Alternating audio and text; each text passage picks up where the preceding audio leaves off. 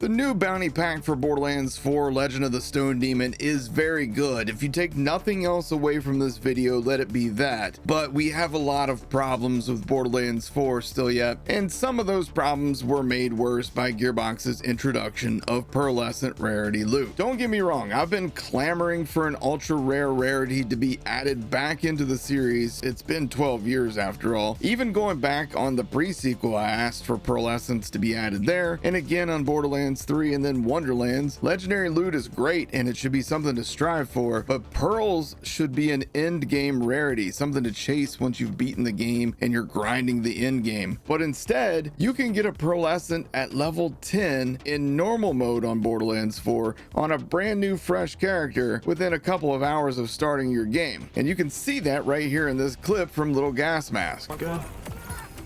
Mark it, time. 133, baby. 133. You can get a pearl in an hour and a half from a new character. That's fucked up.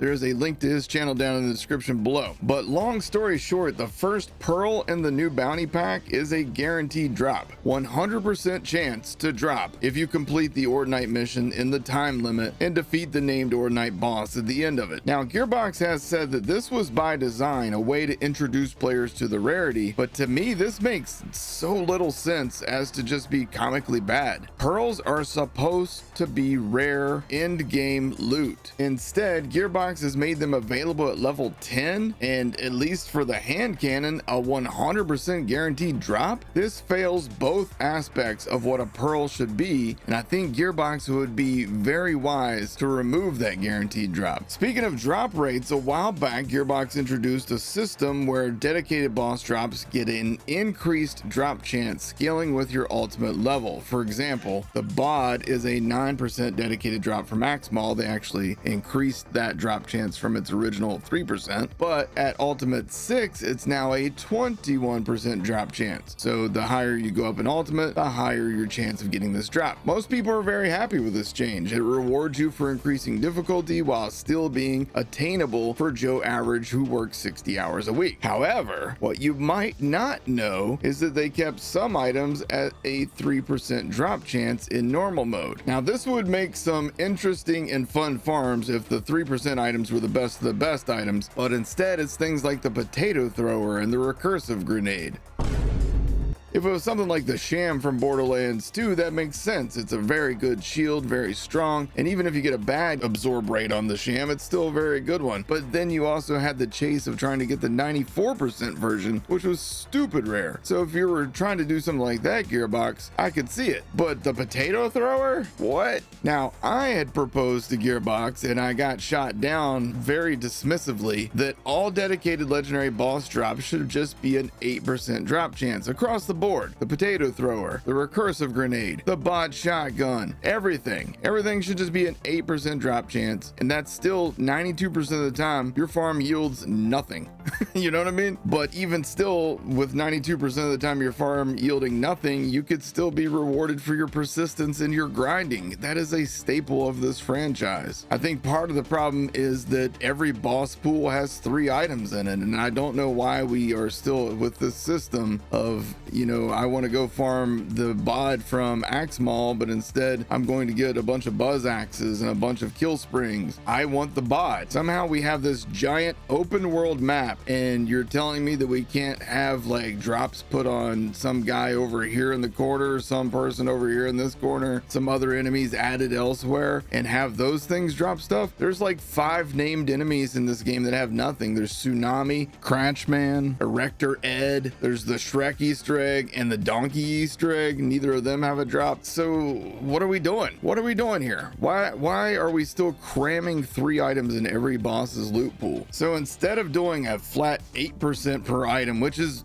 again, that's lower than the dedicated drop chance for an Unkempt Herald on Borderlands 2 at level 10. It's lower than the chance for a Hellwalker shotgun from Borderlands 3 at level whatever it is when you get there. Instead of that, we have this overly convoluted system where some items are a 3% drop chance, some are a 6% drop chance, some are a 9% drop chance, and then you have to do a sliding scale and figure out what your odds are at Ultimate 6. It's overly complicated, and that brings me back full circle to pearls. Those should be a flat 0.5% drop chance from vault bosses, Bloom Reaper, and the Ordinite enemies. But they should also have a very low world drop chance, just like they did in Borderlands 2, because that feeling of getting a world drop pearl cannot be topped in this franchise. It is dopamine like crazy. Instead, now we're handed a pearl, a participation trophy. It absolutely crushed players on day one. I myself was having so much fun with the content, and then boom, a pearl drops from the first boss that I killed. I'm like, oh snap, only to be told by other people in my chat, oh yeah, I got a pearl from that guy on my first run too. Oh, I did too.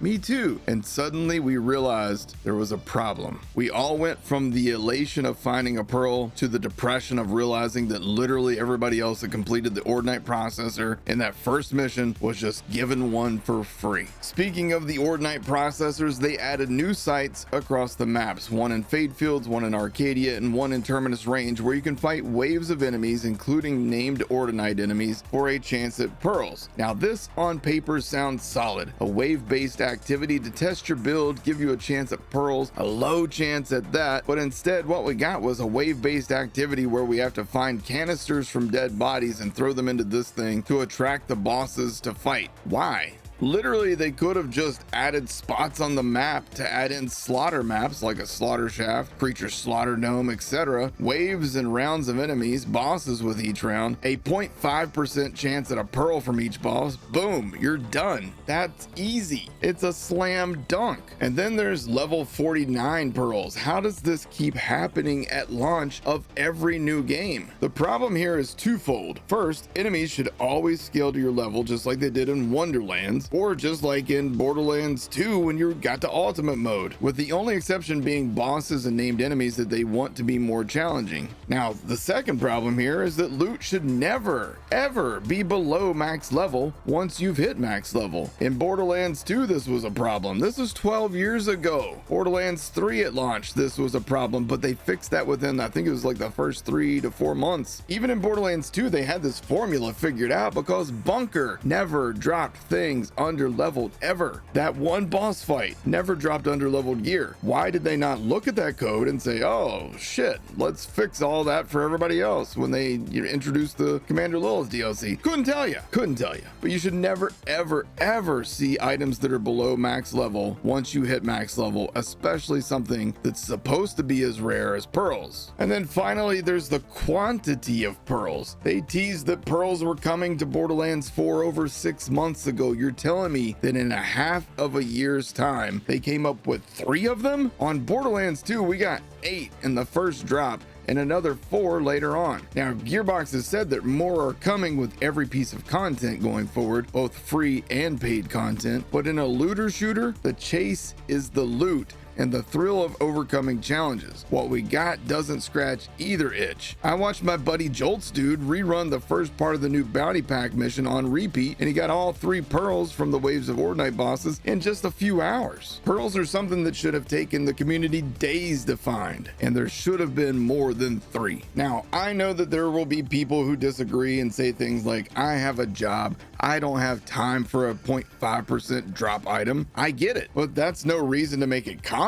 I worked 3 jobs back when I got my 94% sham to drop on Borderlands 2. I worked nights at FedEx office, often getting home after midnight. Then I slept for 5 hours, got up, and I was a stay-at-home dad to my son, while working as a freelance letterer for the comic book industry. And then on weekends, I stocked shelves for Little Debbie at Walmart as a vendor. I hustled to put food on the table, take care of my family, and I appreciated the rare loot chase. I didn't need a 94 sham, and you don't need a Pearlescent. They're meant to be a chase. They're meant to be very rare, but somehow almost everybody has one on day one. I'm begging the developers, please take some feedback on this. Please figure out that your loot system in general is kind of borked. Please stop making us fight enemies with a red triangle over their heads during story playthroughs. Just make them scale to our levels. Let us progress the story at our pace. Let our loot never be underleveled, and let pearls feel rewarding. Sorry for the rant. I just want Borderlands 4 to be the masterpiece that I originally thought it was at launch. Little did I know that they would take months to add a raid boss, almost half a year to add pearls. That said, I'm gonna have a guide for all the bounty pack drops tomorrow. I'll cover everything, some of the best rolls to get, all that fun stuff. If you love Borderlands Borderlands like I do and you want to see it thrive again, please leave a comment below with some constructive feedback of your own. If you haven't already, please consider subscribing and leaving a like to help boost the video in the algorithm. Thanks for watching, guys. Take care.